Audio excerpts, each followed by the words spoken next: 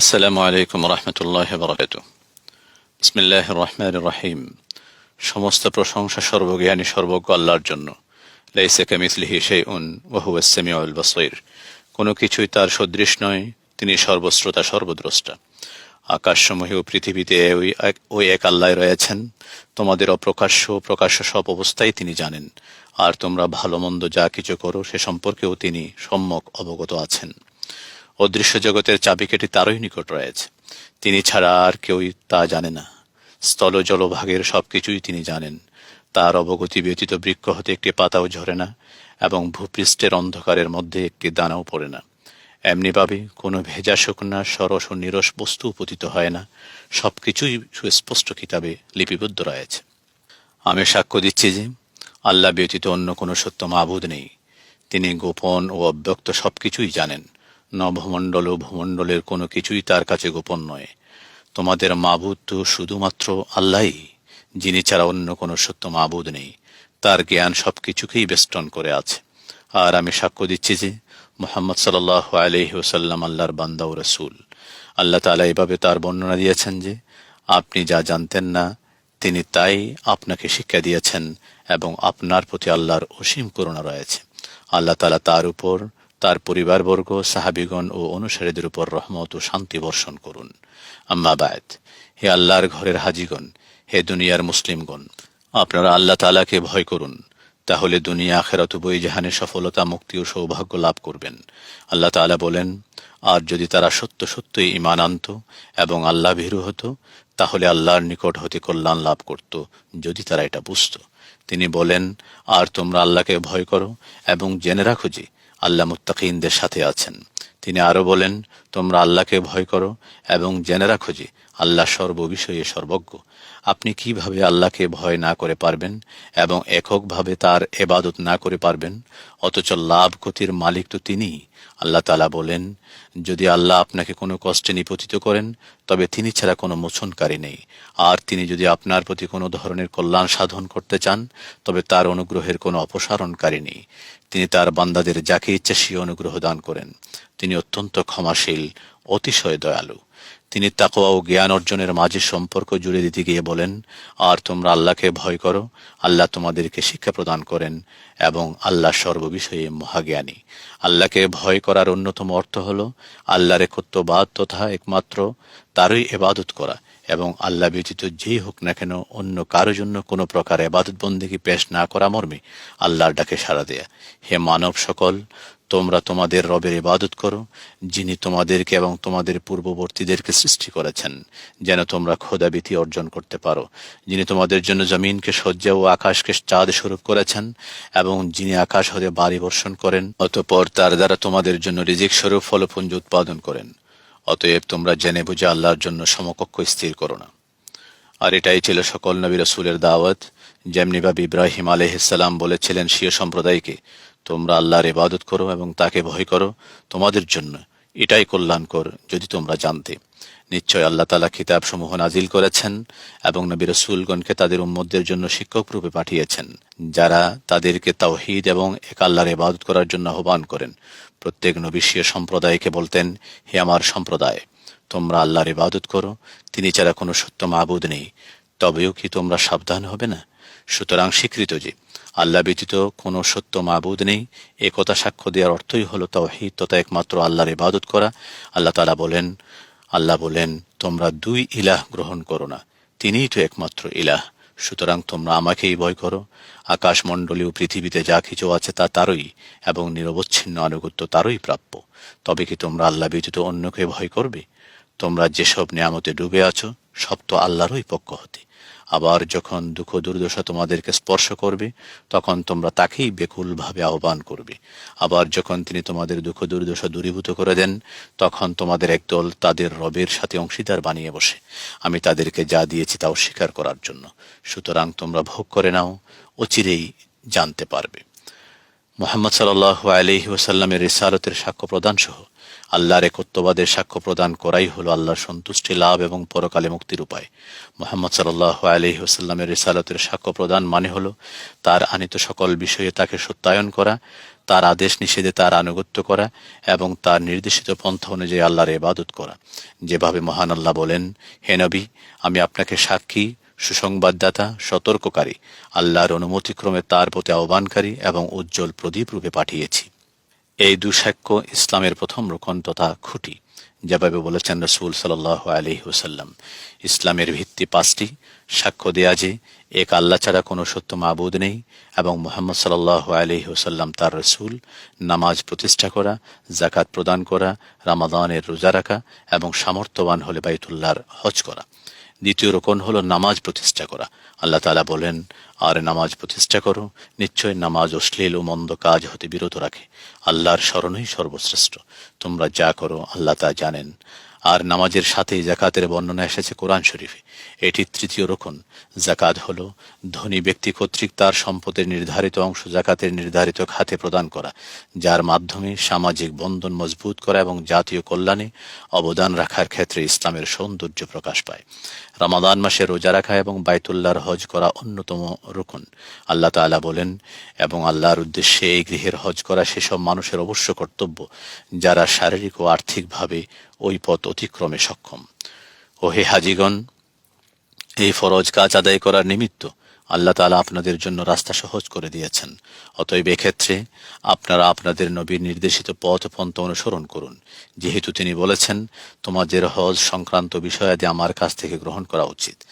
আর আল্লাহ তাআলা বলেন, হজের মাসগুলো সুবিদিত, অতএব কেউ যদি এ মাসগুলোতে হজের সংকল্প করে তবে সে হজের মধ্যে সহবাস, দুষ্কার্য ও কলহ বিবাদ করতে পারবে না।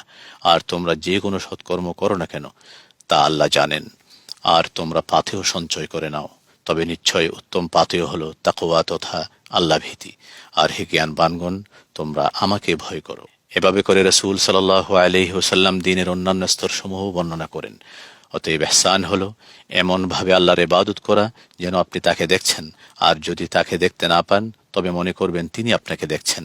আর ঈমানের রুকন সমূহ হলো আল্লাহকে বিশ্বাস করা এবং তার ফেরেশতা, কিতাবসমূহ, রাসূলগণ, পরকাল ও তাকদীরের ভালো মন্দে বিশ্বাস করা।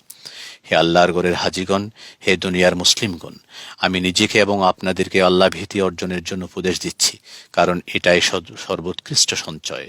যেমনিভাবে আমি নিজেকে এবং আপনাদেরকে ভালো কাজের প্রতি ধাবিত হওয়ার জন্য উপদেশ দিচ্ছি। আল্লাহ তাআলা বলেন, তোমরা স্বীয় প্রতিপালকের ক্ষমা ও জান্নাতের দিকে ধাবিত হও, যার প্রসারতা নভমণ্ডল ও ভূমণ্ডল সদৃশ, তা মুত্তাকিনদের জন্য প্রস্তুত করা হয়েছে। মহান আল্লাহ আরো বলেন, আর তোমরা ভালো কাজ করো যাতে সফল কাম হতে পারো। হে আল্লাহর বান্দাগণ, জেনে রাখুন, ভালো কাজে ধাবিত হওয়ার অন্যতম অর্থ হল সেসব ইসলামী মূল্যবোধ ধারণ করা যা মুসলিমের সকল আচার আচরণকে শালীন ও মার্জিত করে, তাকে একজন পূর্ণাঙ্গ সভ্য মানুষ রূপে গড়ে তোলে। মহান রবের ঘোষণা অনুযায়ী যার মূর্ত প্রতীক ছিলেন আমাদের দয়াল নবী মুহাম্মদ সাল্লাল্লাহু আলাইহি ওয়াসাল্লাম, তিনি বলেন, আর নিশ্চয় আপনি উন্নত চরিত্রের অধিকারী। প্রিয় হাবিব সাল্লাল্লাহু আলাইহি ওয়াসাল্লাম বলেছেন, নিশ্চয় তোমাদের মধ্যে আমার সবচেয়ে প্রিয় এবং কিয়ামতের দিন আমার সবচেয়ে কাছাকাছি অবস্থানকারী হবে সেই ব্যক্তি যার চরিত্র তোমাদের মধ্যে সবচেয়ে ভালো। আর সাধারণ অর্থে উত্তম চরিত্র বলতে সমগ্র মানব জাতির কাছে একটি যৌথ মূল্যবোধকে বোঝায়। মুসলিম ও মুসলিম নির্বিশেষে সবাই যাকে শ্রদ্ধা করে, কারণ এটি হলো কথা ও কাজের সঠিক, সুন্দর ও মার্জিত আচার আচরণ। আল্লাহ তাআলা বলেন, আর তোমরা মানুষের সাথে উত্তম রূপে কথা বলো। তিনি আরো বলেন, ভালো কাজ আর মন্দ কাজ সমান হতে পারে না, মন্দ প্রতিহত করো উৎকৃষ্ট দ্বারা, ফলে তোমার সাথে যার শত্রুতা আছে সে হয়ে যাবে তোমার অন্তরঙ্গ বন্ধুর মতো। মূর্খতা এবং বোকামের মোকাবেলায় আল্লাহ তাআলা বলেন, আপনি বিনয় ও ক্ষমা পরায়ণতার নীতি গ্রহণ করুন এবং লোকদেরকে সৎ কাজের নির্দেশ দিন আর মূর্খদের এড়িয়ে চলুন। আল্লাহ তাআলা আরো বলেন, অতএব আপনি ধৈর্য ধারণ করুন, নিশ্চয় আল্লাহর প্রতিশ্রুতি সত্য, যারা দৃঢ় বিশ্বাসী নয় তারা যেন আপনাকে বিচলিত করতে না পারে। এর অর্থ হলো, এরা যাতে আপনাকে সামঞ্জস্যহীন অযথা ঝগড়া, বিবাদ ও তর্ক বিতর্কে লিপ্ত করতে না পারে সে বিষয়ে সতর্ক থাকুন। মুসলিম ব্যক্তি তার প্রতিষ্ঠিত মূল্যবোধ ও আদর্শের কারণে কোনো মূর্খ, মতলববাজ কিংবা প্রতিবন্ধকতা সৃষ্টিকারী ব্যক্তির আচরণের প্রতি দৃষ্টিপাত করে না, কারণ তার সঙ্গে রয়েছে আল্লাহ তাআলার মহান বাণী, যার অর্থ তারা যখন অবাঞ্ছিত অসার কথাবার্তা শ্রবণ করে তখন তা উপেক্ষা করে চলে এবং বলে, আমাদের কাজের ফল আমাদের জন্য এবং তোমাদের কাজের ফল তোমাদের জন্য, তোমাদের প্রতি সালাম, আমরা অজ্ঞদের সঙ্গ চাই না। মুসলিম ব্যক্তি জানে তাদের এরূপ অবস্থান তাদের প্রসিদ্ধি বাড়াতে এবং তাদের পদক্ষেপকে সফল করতে ভূমিকা রাখে। এতে তারা সুখী হয়, আনন্দিত হয়। তবে অনেক সময় কিছু অস্পষ্টতা বা পরস্পরের মধ্যে খারাপ আচরণ ইত্যাদি দেখা দিলে তারা তা প্রতিহত করে এবং সবকিছু ইসলামের হেকমত প্রজ্ঞা অনুযায়ী পরিচালিত হয়। বাইতুল্লাহর হজ আদায়কারী হে মুসলমানগণ, ইসলামী মূল্যবোধের অন্যতম বিষয় হল যা কিছু ঘৃণা, হিংসা, বিদ্বেষ ও বিচ্ছিন্নতা সৃষ্টি করে এবং যা কিছু আমাদের পারস্পরিক সম্প্রীতি ও সৌহার্দ্যের সম্পর্ক বিনষ্ট করে তা থেকে দূরে থাকা, আর আমাদের আচার আচরণে পারস্পরিক ভালোবাসা ও মায়া মমতা বিদ্যমান থাকা। আর এ সকল মূল্যবোধ আল্লাহর রজ্জুকে মজবুতভাবে ধারণ করার চূড়ান্ত পদক্ষেপ হিসেবে বিবেচিত। আল্লাহ তাআলা বলেন, আর তোমরা একযোগে আল্লাহর রজ্জুকে সুদৃঢ় রূপে ধারণ করো, পরস্পর বিচ্ছিন্ন হয় না। আর ঐক্য, ভ্রাতৃত্ব, পারস্পরিক সহযোগিতা ইত্যাদি মুসলিম মিল্লাতের হেফাজতে ও ঐক্যের বন্ধনে এবং অন্যের সাথে উত্তম আচরণের ক্ষেত্রে নিরাপত্তার সুরক্ষিত বেষ্টনীর ভূমিকা পালন করে। আর এতে একথা প্রমাণিত হয় যে ইসলাম সার্বজনীন ও ব্যাপক ভিত্তিক এমন এক চেতনার নাম যা গোটা মানবতার কল্যাণকে অন্তর্ভুক্ত করে নেয়। ইসলামের পরম দয়ালু নবী সাল্লাল্লাহু আলাইহি ওয়াসাল্লাম বলেছেন, মানুষের মধ্যে সর্বোত্তম হলো সেই ব্যক্তি যে তাদের মধ্যে মানুষের জন্য সবচেয়ে বেশি উপকারী। এ কারণে ইসলামী শরিয়া মানবতাকে ঊর্ধ্বে স্থান দিয়েছে, যার মধ্যে কোনো দ্বিমুখী নীতি নেই এবং ইসলামের মৌলিক নীতিমালা কখনো পরিবর্তন হয় না। ইসলাম সকলের কল্যাণকে ভালোবাসে এবং সকলের অন্তরে মিল মাহাব্বতের বন্ধন সৃষ্টি করতে চায়। এ সকল মহান মূল্যবোধ ও আদর্শের কারণেই দ্বীন ইসলামের আলো প্রসারিত হয়েছে। ফলে পৃথিবীর আনাচে কানাচে সকল লোকালয়ে পৌঁছেছে। এ কল্যাণময় দ্বীনের প্রচারে আল্লাহর কাছে দেয়া অঙ্গীকারের পূর্ণ বাস্তবায়নকারী সত্যবাদী কিছু মহৎ প্রাণ ব্যক্তির অবিচ্ছিন্ন ভূমিকা রয়েছে। ফলে হেদায়েতের এই সঠিক পথের দিশায় অনেকেই পথপ্রাপ্ত হয়ে ইসলামের চূড়ান্ত পথের অনুসারী হয়েছে। অনুরূপভাবে মজবুত এলেমের অধিকারী সুদক্ষ ওলামায়ে কেরাম ইসলামের সকল বিষয়ের সঠিক ব্যাখ্যা দিয়ে ব্যাপক বরকতময় ভূমিকা পালন করেছেন। এছাড়া ইসলাম সম্পর্কে ভুল এবং ভ্রান্ত কথাবার্তা ও ধ্যান ধারণার মূলোৎপাটনে তারা নিরস প্রচেষ্টার স্বাক্ষর রেখেছেন। পবিত্র বাইতুল্লাহর হাজী সাহেবগণ, আপনাদের আরাফা অবস্থানের এই অবস্থাটি দোয়া কবুলের স্থানগুলোর অন্যতম। কারণ নবী সাল্লাল্লাহু আলাইহি ওয়াসাল্লাম আরাফায় অবস্থানকালীন আল্লাহর কাছে বেশি বেশি দোয়া করেছেন এবং তার জিকিরে তিনি মশগুল ছিলেন। আরাফায় খুতবা প্রদানের পর তিনি জোহর ও আসরের সালাতকে একত্রিত করে কসর তথা 2 রাকাত করে 1 আযান এবং 2 ইকামতের সাথে আদায় করেছেন। অতঃপর দোয়া ও জিকিরের সাথে সূর্য ডুবে যাওয়া পর্যন্ত তিনি আরাফায় অবস্থান করেছেন। তারপর তিনি অত্যন্ত ধীরস্থির ও শান্তশিষ্টভাবে পথ চলে মুজদালিফায় গিয়েছেন।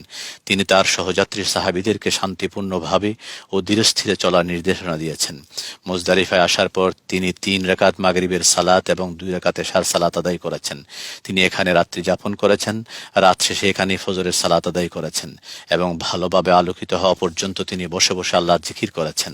অতঃপর তিনি মিনায় গিয়েছেন এবং জামারায়ে আকাবাতে 7টি কঙ্কর নিক্ষেপ করেছেন।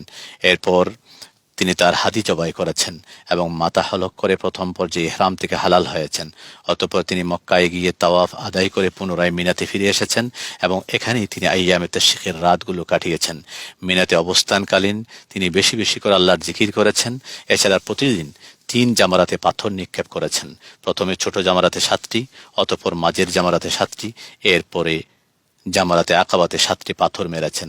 যাদের ওজর বা গ্রহণযোগ্য কারণ রয়েছে তাদেরকে তিনি মিনাতে রাত্রি যাপন ত্যাগের অনুমতি দিয়েছেন। 13ই জিলহজ পর্যন্ত তিনি মিনায় অবস্থান করেছেন। তবে 12ই জিলহজ মিনা থেকে অগ্রিম বের হওয়ার অনুমতি দিয়েছেন। হজের কাজ থেকে অবসর হওয়ার পর মদিনার উদ্দেশ্যে সফরে রওনা দেওয়ার পূর্বে তিনি বিদায় তাওয়াফ করেছেন। অতএব হে মুসলমানগণ, এ মর্যাদাপূর্ণ মৌসুমের সুযোগকে গনিমত মনে করুন। আরাফার দিন অত্যন্ত মর্যাদাপূর্ণ। সেদিন নাজিল হয়েছিল আল্লাহর বাণী, اليوم أكملت لكم دينكم وأتممت عليكم نعمتي ورضيت لكم الإسلام دينا। আজ আমি তোমাদের জন্য তোমাদের দিন পূর্ণাঙ্গ করলাম, তোমাদের প্রতি আমার অনুগ্রহ সম্পন্ন করলাম এবং ইসলামকে তোমাদের জন্য দিন হিসেবে মনোনীত করলাম। এই দিন সম্পর্কে নবী সাল্লাল্লাহু আলাইহি ওয়াসাল্লাম বলেছেন, আরাফার দিনের চেয়ে উত্তম এমন কোনো দিন নেই যেদিন আল্লাহ তাআলা সবচেয়ে বেশি বান্দাকে জাহান্নামের আগুন থেকে মুক্তি দেন। নিশ্চয় তিনি নিকটবর্তী হন, অতঃপর তাদেরকে নিয়ে ফেরেশতাদের কাছে গৌরব করেন। কাজেই বেশি বেশি দোয়া করুন, আর আল্লাহ তাআলা আপনাদের দোয়া কবুলের বিষয়ে আপনাদের ওয়াদা দিয়েছেন। আল্লাহ তাআলা এই প্রসঙ্গে বলেন, তোমাদের প্রতিপালক বলেন, তোমরা আমাকে ডাকো, আমি তোমাদের ডাকে সাড়া দেব। তিনি আরো বলেন, আর আমার বান্দারা যখন আপনার কাছে জিজ্ঞেস করে আমার ব্যাপারে, তখন তাদেরকে বলে দিন, নিশ্চয়ই আমি সন্নিকটবর্তী। কোন আহ্বানকারী যখনই আমাকে আহ্বান করে, তখনই আমি তার আহ্বানে সাড়া দিই। হে আল্লাহ, আপনি হাজী সাহেবগণ থেকে তাদের হজের আমলগুলি এবং তাদের দোয়াসমূহ কবুল করে নিন। তাদের কাজগুলো সহজ করে দিন, তাদের গুনাহগুলো ক্ষমা করে দিন। তাদেরকে তাদের নিজ নিজ দেশে নিরাপদে এবং গনিমত লাভকারী হিসেবে উন্নত মর্যাদা ও সুউচ্চ মাকাম নিয়ে প্রত্যাবর্তনের তৌফিক দিন। আর তাদের মধ্যে কেউ কেউ বলে, হে আমাদের রব, আমাদেরকে ইহকালের কল্যাণ দান করুন এবং পরকালের কল্যাণ দান করুন, জাহান্নামের শাস্তি হতে আমাদের রক্ষা করুন। হে আল্লাহ, মুসলমানদের অবস্থা সংশোধন করুন, তাদের পরস্পরের মধ্যে ভালোবাসা সৃষ্টি করুন, তাদের মধ্যে এলম ও কল্যাণের বিস্তার করুন, তাদের সন্তানাদিকে সংশোধন করুন, তাদের রিজিকে বরকত দিন এবং তাদেরকে জান্নাতের অধিবাসী করুন। হে আল্লাহ, খাদেমুল হারামাইন শরীফাইন বাদশাহ সালমান বিন আব্দুল আজিজ এবং তার যোগ্য যুবরাজ প্রিন্স মোহাম্মদ বিন সালমানকে সঠিক কাজের তৌফিক দিন ও সাহায্য করুন। তাদেরকে এবং তাদের সরকারকে উত্তম প্রতিদান দিন। ইসলাম, মুসলমান ও সমগ্র মানবতার কল্যাণে যা তারা করেছেন এবং ভবিষ্যতে করবেন তার বিনিময় স্বরূপ। আর আপনি তাদের সাথে সাহায্য ও সহযোগিতাকারী থাকুন। আল্লাহ তাআলা আমাদের নবী মুহাম্মদ সাল্লাল্লাহু আলাইহি ওয়াসাল্লামের উপর এবং তার বংশধর ও সাহাবাগণের উপর রহমত ও শান্তি বর্ষণ করুন।